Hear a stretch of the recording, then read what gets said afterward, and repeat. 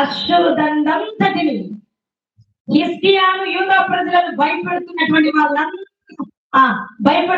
వాళ్ళందరినీ దేవుడు ఏం చేసేసాడు?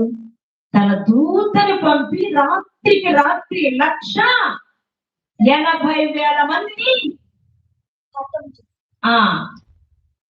ఏం చేసేసాడు? చంపేశాడు. చంపేశాడు. ఈ పదం జాగ్రత్తగా వినాలి. మొత్తేశాడు, సంహరించేశాడు, హతం చేసేసాడు. మన ద్వారా యుద్ధం చేస్తే ఆ యుద్ధం ఒక లెవెల్లో ఉంటది. దేవుడు మన పక్షంగా యుద్ధం చేస్తే ఆ యుద్ధము ఇంకా వెరైటీగా ఉంటది.